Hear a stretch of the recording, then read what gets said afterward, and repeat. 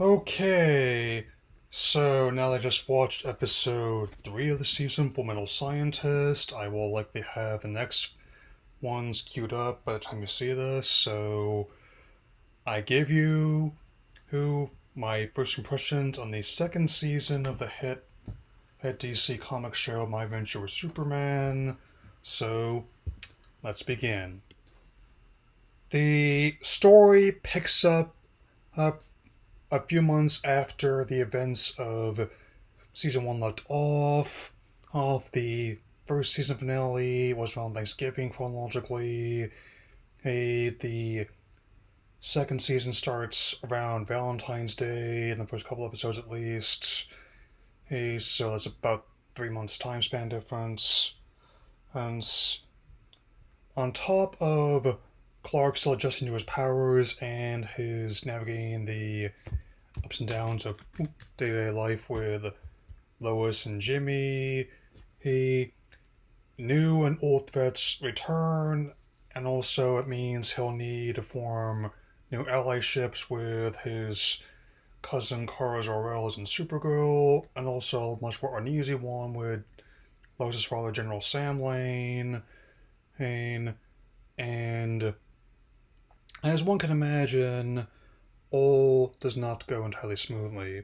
One of the things I'm liking the most about this show is how it's not only reimagining concepts that have come to more recent incarnations of the canon, but also not being afraid to put a new spin on concepts from like the Golden Silver Age and the comics lore. And some things I have to get into spoiler territory, but I think I totally called it with Alexander being an alias for Lex Luthor in the first season, and and the whole. I think it's definitely not a stretch to imagine Lex being like a tech bro is full of hot air in this day and age. It would definitely not be a stretch. And as for the auburn hair, my understanding in the comics there's a few incarnations where he had it, and before he became a Chrome Down, of course, maybe he'll shave his head or go bald in the course of the show, since Deathstroke Hoax seems to be cutting back his pretty blonde locks a bit. And I'm not just liking how familiar antagonists like Hammerbeam reworked, but also ones like Livewire, Amanda Waller, and the other Moose News and Taskforce X, and how the Metallo units are, of course, being operated by some loudmouth, who puts profit above all else, even when the units are comparable to a tactical nuke when they're combined, and they wouldn't even be safe just for like a public demonstration. I mean, even the worst thing the Asimo did was trip over some stairs. I mean, as for who Mr. Weston might represent, I would simply say to anyone watching this, make your own assumptions. I also enjoy how, rather than trying to turn away from the influence anime has had in pop culture over the last few decades, they actually lean into similarities that Clark has with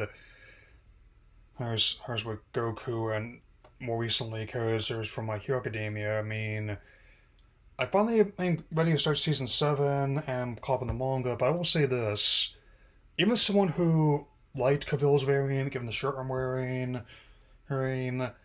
if I were personally asked how I would reimagine the character for New Generation, the closest ones I have in mind to the idea are, in their own ways, All Might and Zuko Midoriya. So there's that. And of course, just the steel armor looks like a Pat Labor in the show. I wouldn't it? I'm even liking how they're managing to rehabilitate John Irons' variant main as an ally, and definitely I'm still open to seeing him being reworked for the GCU. I'm still open to Winston Duke being the one to do it as well. As we commemorate the anniversary of Action Comics number 1, and eager to look forward to next year's reboot, now simply called Superman, and I could definitely see that the show is still one of the best DC adaptations I've seen in the past year. I'm also rewatching season one as you see this as well, so there's that. Not gonna be posting tomorrow because of what day it is, but I definitely have intent to see Inside Out 2 very soon, so count on that. That'll be all for now. It's all again very soon. Take care, everyone.